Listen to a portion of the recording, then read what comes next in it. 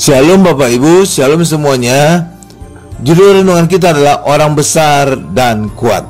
Firman Allah, aku akan membagikan kepadanya orang-orang besar sebagai rampasan, dan ia akan memperoleh orang-orang kuat sebagai jarahan, yaitu sebagai ganti karena ia telah menyerahkan nyawanya ke dalam maut, dan karena ia terhitung di antara pemberontak-pemberontak, sekalipun ia menanggung dosa banyak orang dan berdoa untuk pemberontak-pemberontak.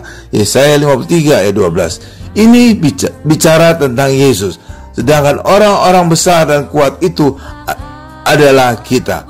Jadi lewat penebusan Yesus kita menjadi orang-orang besar dan orang-orang kuat.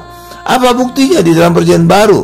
Buktinya 1 Petrus 2 ayat 9 jelas mengatakan bahwa kita adalah imamat yang rajani dan nabi.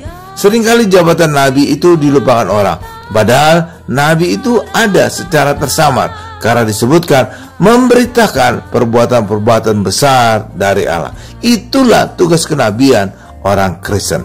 Jadi kita memegang 3 jabatan: imam, raja, dan nabi. Ini jabatan orang besar. Pada masa perjanjian lama, 3 golongan inilah yang disebut orang besar di Israel.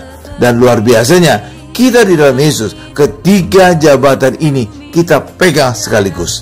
Karena Tuhan Yesus memegang ketiga jabatan ini sekaligus juga. Jabatan-jabatan ini menjadi isyarat bahwa harus ada ciri pengurapan di hidup kita. Sebab pada perjanjian lama, imam, raja, dan nabi harus ditabiskan dengan minyak urapan.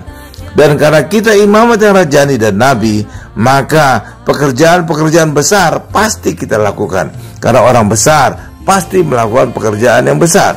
Itulah sebabnya Petrus berkata, memberitakan perbuatan-perbuatan besar dari Allah. Lewat apa?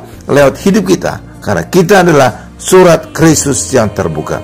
Tuhan Yesus berkata dalam Injil Yohanes, kalau kamu percaya kepadaku, maka engkau akan melakukan pekerjaan-pekerjaan besar, bahkan lebih besar daripada yang aku lakukan. Yohanes 14 ayat 12. Dalam Markus juga dikatakan, tanda-tanda mujizat akan menyertai orang-orang percaya. Mereka akan melakukan pekerjaan-pekerjaan yang besar. Syaratnya mereka harus percaya Yesus dan dibaptis. Amin Bapak Ibu. Tuhan Yesus memberkati.